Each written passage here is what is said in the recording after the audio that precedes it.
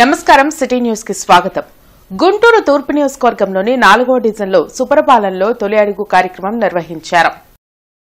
MLA నసీర్తో పాటు deputy mayor Sajila, మాజీ deputy mayor Ghouse, కూటమి నాయకులు హుస్సేన్, రబ్బానీ తదితరులు పాల్గొన్నారు. కూటమి ప్రభుత్వ పాలనను సంతోషంగా ఉన్నామని, ఎలాంటి ఇబ్బందులు లేకుండా పథకాలు తమకు అందుతున్నాయని ప్రజలు చెప్పడం సంతోషంగా ఉందని ఎమ్మెల్యే నసీర్ తెలిపారు. త్వరలోని నందివెలుగు రోడ్డులోని బ్రిడ్జి పనులు ప్రారంభించడం జరుగుతుందని చెప్పారు. ప్రజల్లో ఒక బ్రహ్మాండమైనటువంటి స్పందన, మంచి ప్రభుత్వంలో ఉన్నాం, ప్రతి ఒక్క కార్యక్రమం కూడా ఈరోజు పూర్తిగా జరుగుతూ ఉందని చెప్పి ప్రజలు సంతోషం వ్యక్తం చేస్తున్నటువంటి పరిస్థితులు ఉన్నాయి. ముఖ్యంగా గుంటూరు నగరంలో గత 5 సంవత్సరాల్లో తట్టమట్టి కూడా ఏలినటువంటి నందివెలుగు బ్రిడ్జు ఈరోజు కూటమి ప్రభుత్వం ఏర్పడ్డ తర్వాత రేపు 19వ తారీఖున తిరిగి టెండర్లు పిలిచి పునఃప్రతిష్ఠ చేసేటువంటి కార్యక్రమాన్ని రేపు 19వ తారీఖున తీసుకుంటా ఉన్నాం. ఈ ప్రాంతంలో దాదాపు 40,000 మంది నిరంతరం కూడా వెళ్ళవలసినటువంటి రోడ్డు గుంతలమైపోయి ప్రయాణం చేయాలన్నా కూడా ఇబ్బందులు పడేటువంటి పరిస్థితులు ఉన్నాయి. కూటమి ప్రభుత్వం ఏర్పడిన తర్వాత రైల్వే వాళ్లతో మాట్లాడి ₹1 కూడా రాష్ట్ర ప్రభుత్వ సహకారం లేకుండా పూర్తిగా కేంద్ర ప్రభుత్వ సహకారంతో రైల్వే డిపార్ట్మెంట్ యొక్క సహకారంతో శంకర్ విలాస్ బ్రిడ్జిపై ట్రాఫిక్ కష్టాలు ఇప్పట్లో తీరే అవకాశం కనిపించడం లేదు. గత కొద్ది రోజులుగా బ్రిడ్జి పనులు నిలిచిపోయాయి. నగరంలో పెరుగుతున్న ట్రాఫిక్ సమస్యను దృష్టిలో పెట్టుకుని కేంద్ర సహాయ మంత్రి పెమ్మసాని చంద్రశేఖర్ 4 లైన్ల శంకర్ విలాస్ బ్రిడ్జి నిర్మాణం కొరకు ప్రభుత్వం నుంచి అనుమతులు తెచ్చి నిర్మాణ పనులు ప్రారంభించారు. మంత్రి ఆదేశాల ప్రకారం కాంట్రాక్టర్ పనులు వేగవంతంగా చేపట్టారు. అయితే తాలూకా వైపు పిల్లర్ కోసం గొయ్యి తీస్తూ ఉంటే నగరానికి నీటి సరఫరా చేసే పైప్ లైన్ పగిలి గత వారం రోజులుగా పనులు నిలిచిపోయాయి. కార్పొరేషన్ అధికారులు ఈ పైప్ లైన్ ను డైవర్ట్ చేయాల్సి ఉండగా ఇంతవరకు ఆ జాడే కనిపించలేదు. దేవుడు వరమిచ్చినా పూజారి వరమివ్వని చందంగా శంకర్ విలాస్ బ్రిడ్జ్ పనులు ఆగిపోయాయి. వెంటనే నగర కమిషనర్ ప్రత్యేక దృష్టి పెట్టి ఆ పైప్ లైన్ మార్చి బ్రిడ్జి పనులు మొదలు పెట్టాలని వాహనదారులు కోరుతున్నారు.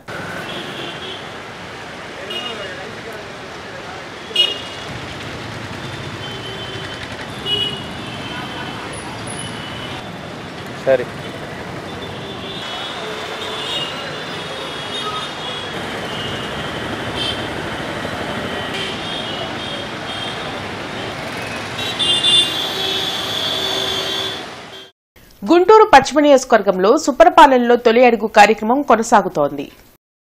38వ డివిజన్లో నిర్వహించిన కార్యక్రమంలో ఎమ్మెల్యే గల్లామాధవితో పాటు కూటమి నాయకులు పాల్గొన్నారు. ఏడాది కూటమి పాలనలో ప్రజలు సంతోషంగా ఉన్నారని, సీఎం చంద్రబాబు చేపట్టిన అభివృద్ది సంక్షేమ కార్యక్రమాలను ఇంటింటికి వివరిస్తున్నట్లు ఎమ్మెల్యే తెలిపారు. అలాగే స్థానిక సమస్యలపై ఆరా తీసి వాటి పరిష్కారంకు చర్యలు తీసుకుంటామని ప్రజలకు హామీ ఇచ్చారు.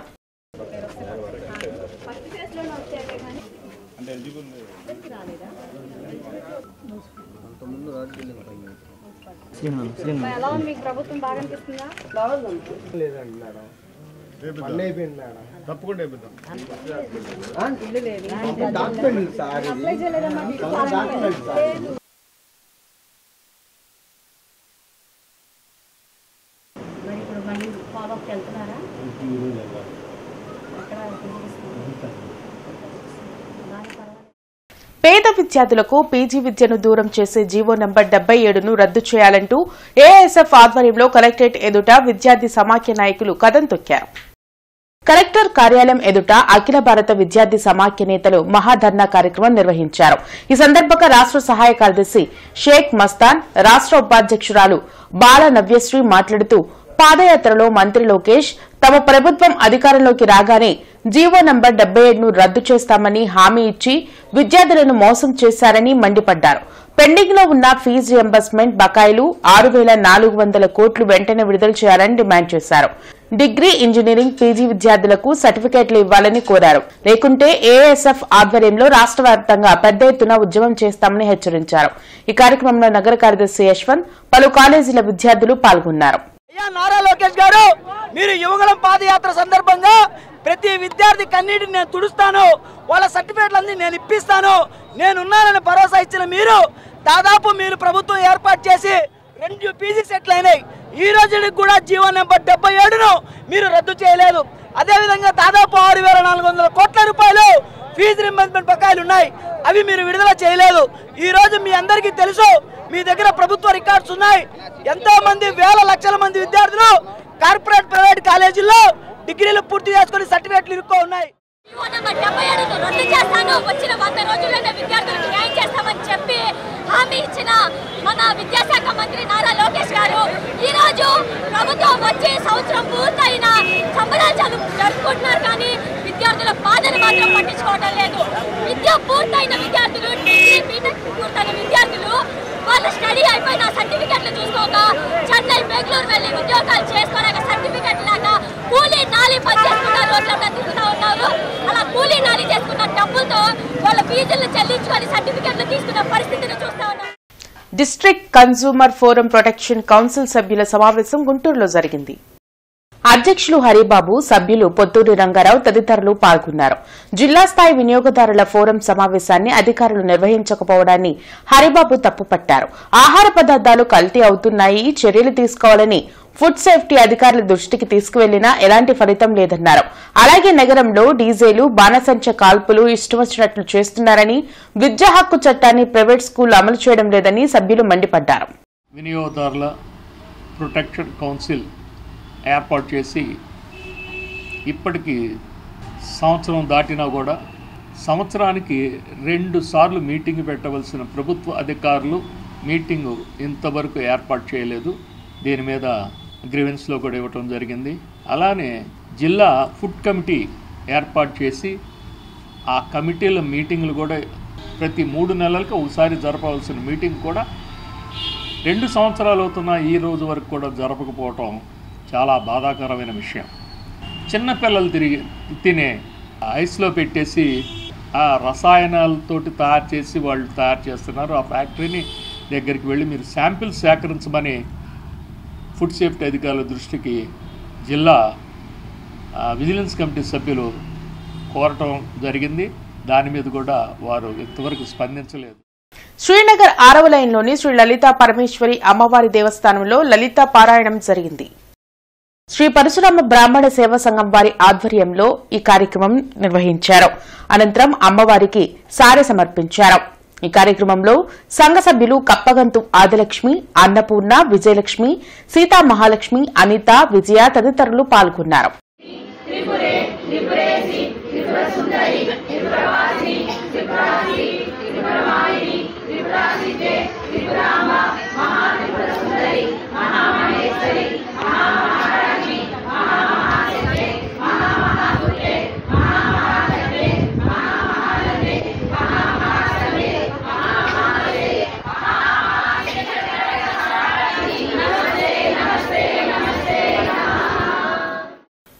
విశ్వశాంతి కోసం మహాగణపతి రుద్రచండీ యాగములు ధార్మిక ప్రాంగణ యాగశాలలో బొల్లేపల్లి సత్యనారాయణ ఆధ్వర్యంలో జరిగాయి. గార్డెన్స్ వెంకటేశ్వర స్వామి దేవస్థానంలోని ధార్మిక ప్రాంగణ యాగశాలలో జరిగిన రుద్రచండీ యాగంలో కొండపల్లి బసవపున్నయ్య పాల్గొన్నారు. గురు పౌర్ణమి సందర్భంగా పలువురు గురువులను దుస్సాలువాలతో ఆలయ చైర్మన్ మస్తానయ్య, బొల్లేపల్లి సత్యనారాయణ సత్కరించారు. సమాజాన్ని సక్రమైన మార్గంలో నడిపించే గురువులను సత్కరించటం ఎంతో సంతోషంగా ఉందని చైర్మన్ మస్తానయ్య వెల్లడించారు. ఈ కార్యక్రమంలో కార్యదర్శి బొర్రా ఉమామహేశ్వరరావు తదితరులు పాల్గొన్నారు.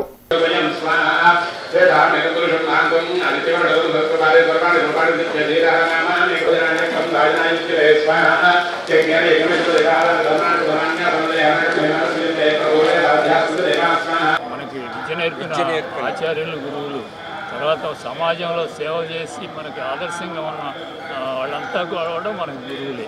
అటువంటి ఆదర్శంగా ఉన్నటువంటి అందరినీ కూడా మనం ఈ రోజున వాళ్ళని సత్కరించుకొని వాళ్ళని వాళ్ళ అడుగుజాడల్లో రాబోయే జనరేషన్ అంతా అందరూ కూడా నడవాలని గురు పౌర్ణమి యొక్క సారాంశం.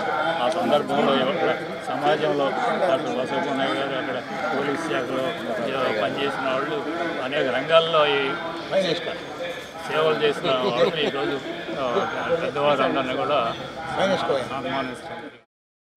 కేంద్ర ప్రభుత్వం నూతనంగా ప్రవేశపెట్టిన ఉపాధి ఆధారిత ప్రోత్సాహ పథకాన్ని అన్ని రంగాల్లోని ఉద్యోగులు, యజమానులు సద్వినియోగం చేసుకోవాలని రీజనల్ పీఎఫ్ కమిషనర్లు ప్రభుదత్త, పృష్టి, తానయ్య కోరారు.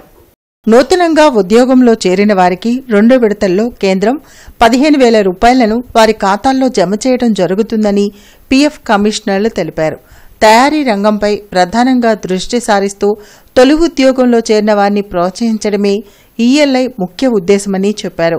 యజమానులకు కూడా కేంద్రం ఈ పథకం ద్వారా ప్రోత్సాహకాలు అందిస్తుందని వివరించారు. ఈ స్కీమ్ ప్రత్యేకంగా ఎంప్లాయ్మెంట్ అంటే ఉద్యోగాలను పెంచడానికి, ఇప్పించడానికి, ఇంక్రీజ్ చేయడానికని ఉద్దేశంతో ప్రతిష్టాత్మకంగా అది ఈపీఎఫ్ఓకి ఇచ్చారు. సో కొత్తగా జాయిన్ అయిన ఉద్యోగులకి 1 నెల జీతం 2 ఇన్స్టాల్మెంట్లో ఇస్తారు. ఈ 2 ఇన్స్టాల్మెంట్లు 6 months అంటే 6 నెలలు దాటిన తర్వాతనే, 6 నెలలు వాళ్ళు పనిచేసి వాళ్ళ జీతం తీసుకున్న తర్వాత వారికి 15,000లో 50% 6 నెలల తర్వాత వాళ్ళ అకౌంట్లో వాళ్ళ డైరెక్ట్ డెబిట్ అంటే వాళ్ళ బెనిఫిట్ ట్రాన్స్ఫర్ అవుతుంది వాళ్ళ యొక్క బ్యాంక్ అకౌంట్కి. వాళ్ళు ఇంకో 6 months తర్వాత వాళ్ళు ఆర్థికపరమైన ఒక లిటరసీ అంటే అక్షరాభ్యాసం అదొక ట్రైనింగ్ కంప్లీట్ అయిన తర్వాత కానీ 12 నెలలు కంప్లీట్ అయితేనే అదొక 50%ని వాళ్ళ అకౌంట్లో ఇస్తారు. సో దీనివల్ల కొత్తగా జాయిన్ అయిన వారికి మినిమం 6 months చేయొచ్చు. అట్లనే ఈపీఎఫ్ఓలో బెనిఫిట్ చేయొచ్చు. ఈపీఎఫ్ఓ ఈ సదుపాయాలు కూడా పొందవచ్చు. ఇవి ఇప్పటివరకున్న వార్తా వివరాలు. మరికొన్ని వార్తా విశేషాలతో మళ్ళీ కలుద్దాం. అంతవరకు సెలవు. నమస్కారం.